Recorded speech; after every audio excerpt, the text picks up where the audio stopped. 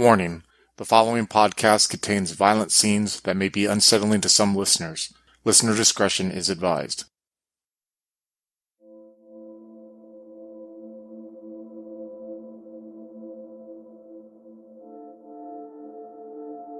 In the summer of 1994, a group of majestic agents set out on a mission to a lost pyramid in the Yucatán. They follow orders from a mysterious entity in order to avert the end of the world. Join Lee Jarvis, an NRO Delta agent played by Becca, and Adam as the handler in Pathways to Darkness, a Delta Green scenario created by Melon Bread. If you'd like to contact us, you can find us on Twitter and Facebook. There you can find up-to-date news and a link to our Discord. If you would like to support the podcast, you can find us on Patreon at Twin Cities by Night. We hope you enjoy.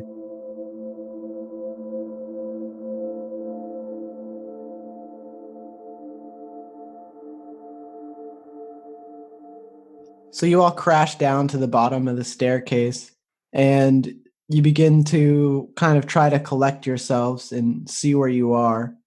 Everybody seems to be fine. Everybody's getting themselves back up. The argument's done.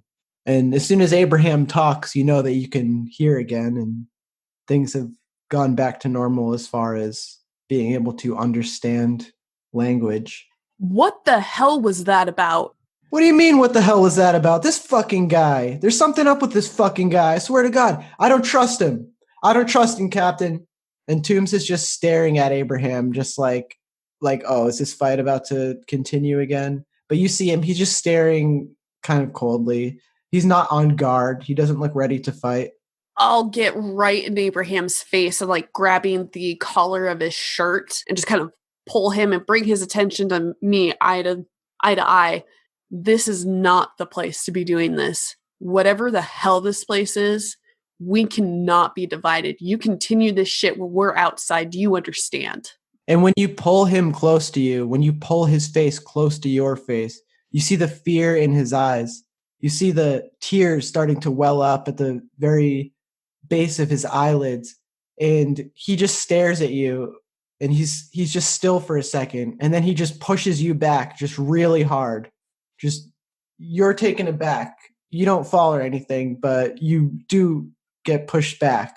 And he just says, "You don't fucking get it, man. I can tell. I can tell about him. He's got that vibe about him, man. He's one of them." Has Abraham done this before? Done what? Outright accused somebody of, if I'm understanding his implications correctly, of being an alien? That is what he's doing. And no, he has never done anything like this. He's embarrassed you more than a few times, but nothing like this, ever. Toombs is just looking straight at Abraham, his face still just completely cold. Abraham starts to take the pistol out from the holster, and he just starts pointing it at Toombs.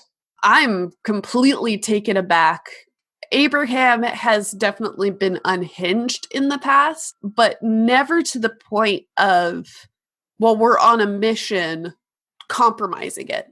And so he pushes me back, and he's getting ready to pull out his pistol, and I'm just, it's taking a moment to click into the seriousness and the severity of all of this. And I'll actually, again, not touching him this time, but I'll get in between him and Toombs. Hey, Abraham. And just low talking tones of voice. It's this place. It's not him. It is this place. I need you to put the gun back. Abraham lowers the gun, and he's crying at this point.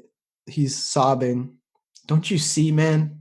No matter what you say, it doesn't change anything. He's one of them. And I don't know why they sent him here, but he's fucking one of them, man.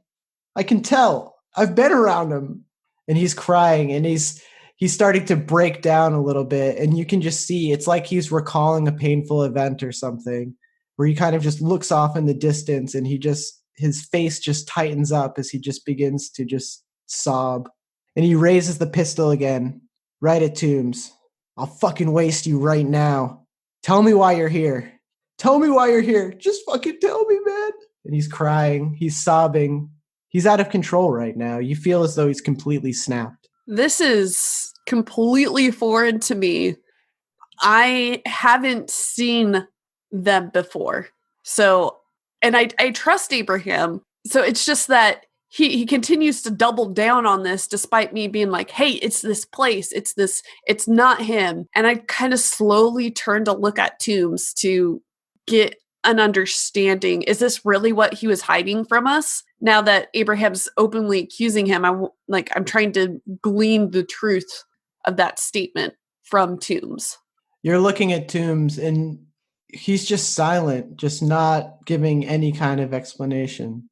And you're starting to get this weird anxiety, this weird anxiousness of this situation. I mean, this is a situation of literally like somebody at gunpoint. So it is like a very stressful like thing that's going on right now. But why isn't he saying anything? Why isn't he trying to? It's just weird. He's just standing there, just staring back, just almost not even caring about the gun. Just like Abraham is just so crazy that he just doesn't even care what he has to say or what he plans to do, because this guy is just so beneath him and just such an idiot to him. He's just still looking at Abraham with that same face that he's had this whole time, that just look of superiority and that look of just contempt for Abraham, but just never really vocalizing, never really saying anything. And you just see he's still just standing there with that disapproving face. And Abraham just has the gun pointed, like ready for an answer, ready for something. Well, go on. Tell us why the fuck you're here. I'm here just like you guys are here to do the mission. And you'll see Toombs, he'll look at you. He's clearly lost his mind. You know, if your friend wasn't, he's looking at Abraham and pointing at you. If your friend wasn't here right now, I'd kill you and leave you down here. Are we going to go on with this mission or not? Look, my readings say that we're getting closer. It's not much farther to go. Can we keep it together? We can fight about this when we get out of the temple.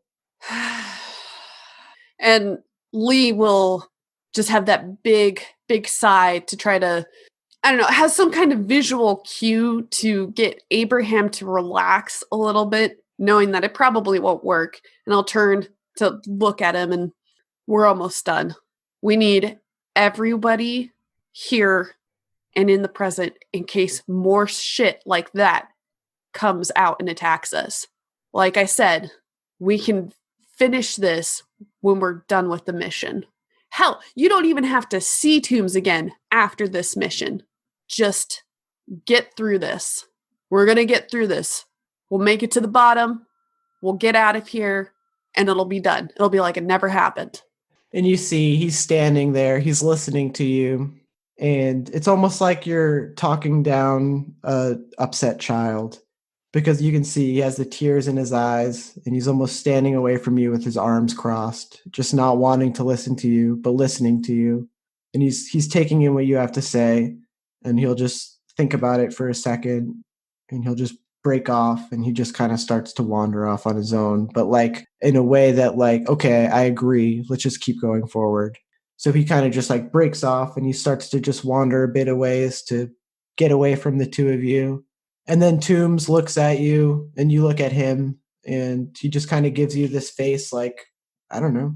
I will give Toombs a dark look because he wasn't helpful, but I'll just relax. It was a very tense scenario, a tense scene, and I just went through a very confusing time not being able to understand what was going on. And I know there's something going on with this place, and a full release of, okay, we just got past this really stressful part. And I'll rub my forehead and look at Toombs and finally actually look at the room around me. We landed, we got into this huge fight. I was so focused on these two. How big is this room? This is a smaller room, and it's a circular shaped room.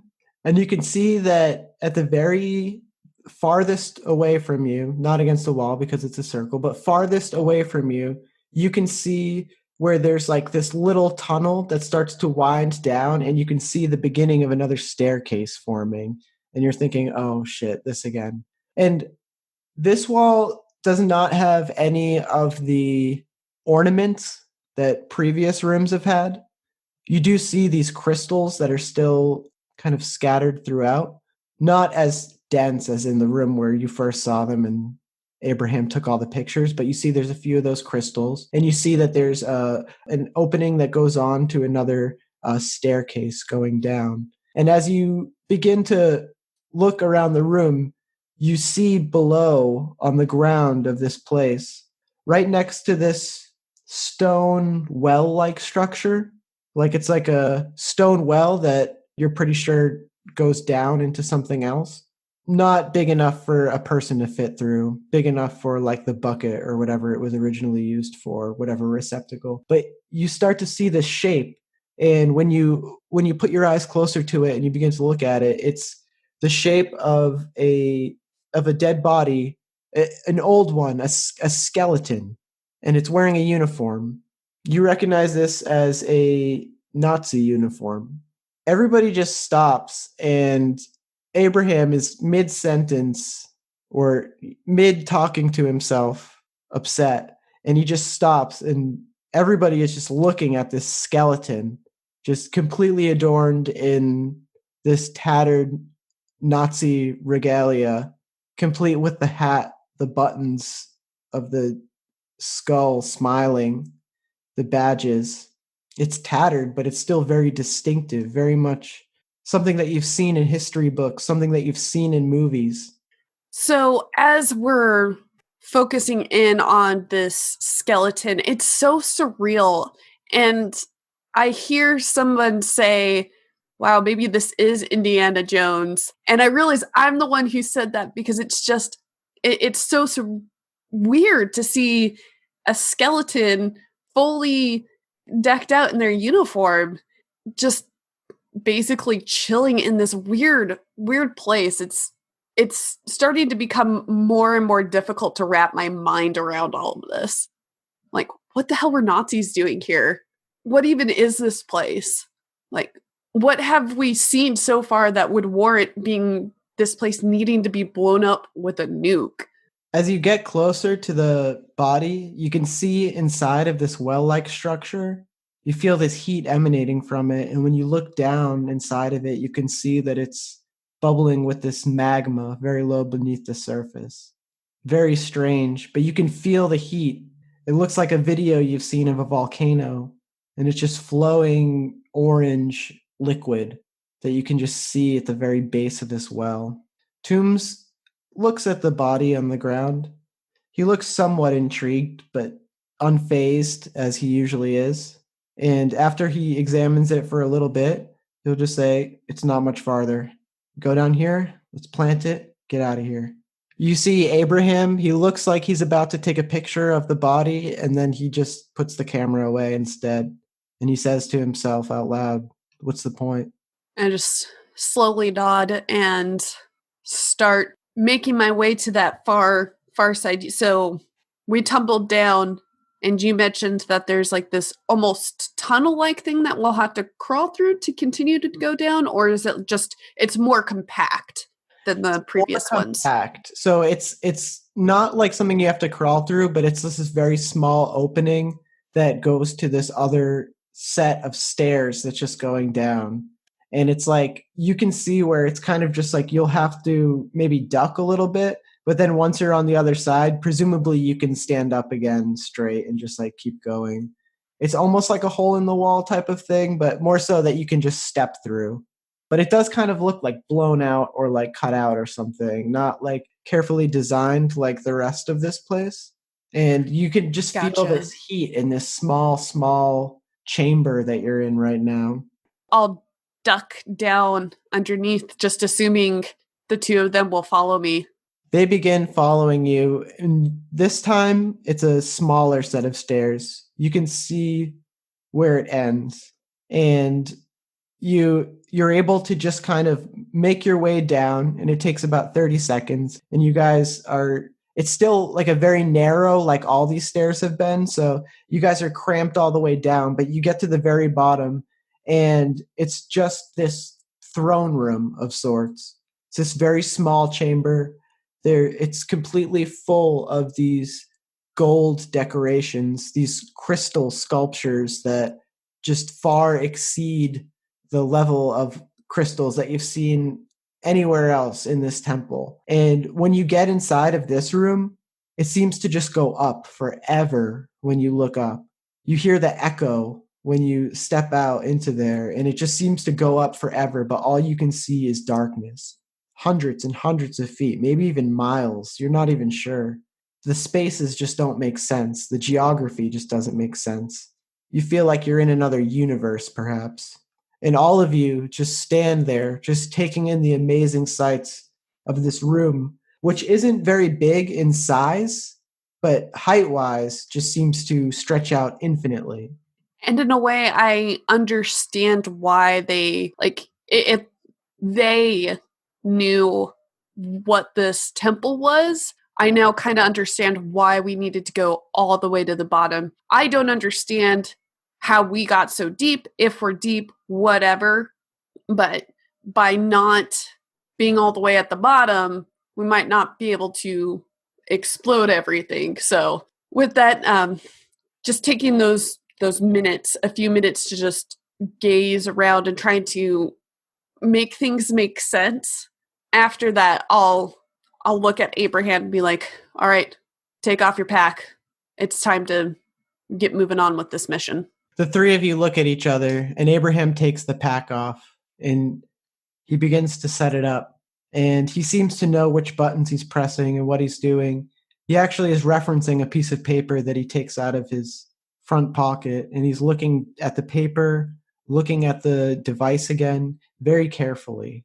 There's no joy, there's no joking demeanor at all anymore. Even his craziness, even his upset, it's just now only about this. And you can hear the button sounds, these beeps as he begins to press buttons on the device. And it takes about 10 minutes for him to fully engage the device. Meanwhile, Toombs is just staring off into the distance cold. Abraham finally finishes and he stands himself up. All right, so now that it's done, why don't you just tell us what this is really about? And he's looking at Toombs. Toombs looks back at Abraham. You don't need to know what this is really about. Let's just get out of here. Let's get the fuck out of here. You make your way back up the stairs. You begin to backtrack, and it seems especially grueling going up these stairs as it was going down. You are filled with this sense of nervousness as you approach that staircase that you took that long tumble down, that staircase that you seem to get lost in for an eternity. But you're relieved to find that after maybe an hour of walking through it, it does reach an end at the top. And you're relieved, exhausted, but relieved. Yeah, I don't know if you've ever actually like hiked a mountain, but like, so going down, our hamstrings are just would have been burning, and then going up, our quads are just beginning to kill us, and it's so grueling climbing for an hour, a straight hour of just straight up is our legs are going to be jelly. And it feels horrible. It's so trying, and I mean, you know that it's not gonna blow up on you because it's something that has to be like activated. It has to be remotely detonated or timer detonated. So it's less of a concern of being stuck in this explosion, but you are filled with this fear and adrenaline of being stuck here, period, of having another one of those creatures come out, because you're not really sure what would happen if there was more than one. I mean, you already burned through a clip or two just trying to, or, you burned through a clip just trying to take care of the first one. How many could you really fight off? All this stuff is starting to play through your head as you are descending up the stairs, but you feel this relief when it does come to an end. And all the while you're looking at Toombs, and you're starting to just think about everything that Abraham has said. You're starting to think about the lack of things that Toombs has said. Just surely he didn't let you down, but how can you trust him at all? And even just looking at his body, he just doesn't look right. He's just too normal. He just doesn't have the same kind of gritty imperfections that a guy like Abraham has. that even a person like you has, a somewhat handsome guy, but still has markings and imperfections that indicate him as being one of everybody else. And you look at Toombs and it's just hard for you to see that. It's hard for you to recognize that. Now, there's nothing that sticks out, nothing that you could pinpoint, nothing that you could point at and say that is what makes you off. But you just feel this coldness around him. His normalcy is what's so weird about it, because I have gone on a few missions at this point. Everybody has baggage that they're dealing with. And at first, I thought Toombs' baggage was he just wanted to keep it to himself. But what Abraham said is slowly scratching at the back of my mind. What if they can look like us? That's a big problem. And I almost don't even want to contemplate the ramifications of something like that, the consequences, the overall meaning of it. I just wanted to come in and do this mission, and I know this stuff is weird, but I just didn't want to have to confront this kind of question in this line of duty still. I just want to be able to do my job and get in and get out, and I'm starting to feel very uneased that I'm having all these extra questions. Before long, the three of you make it to that door where you entered in from the outside. You've made your way through the whole place, and you finally are seeing the light of daylight again. It feels relieving. The sun is almost where it was when you left, because almost a full day has passed, and the sun is now going down. You are relieved to just feel that quiet as you exit and just feel the warmth and the fresh oxygen of outside. It's very grounding. I know we're tired, but we're almost done. Let's make sure to get back to the rendezvous point. You see Abraham. He still looks very distraught, but he's pulling himself together. You see that him having left this place is a breath of fresh air to him. All right, I'll walk you for the helicopter to come. He does that, and after about 40 minutes passes, you guys are hauled up into this black helicopter at the rendezvous point. The helicopter is silent, except for a strange gurgling sound audible from inside the passenger compartment only. You see Toombs does not seem to notice this at all. He notices, but he doesn't really seem to care at all. You see Abraham, too broken to care about this at this point. He just sits back into the helicopter and just closes his eyes tight. And you can just see the pain and the trouble in his face. And you enter the helicopter, and it begins to descend into the sky. We started out as a World of Darkness podcast, but we have expanded our gameplay to multiple systems. Make sure to check out our games in Delta Green, Call of Cthulhu, Pathfinder, 13th Age, and much more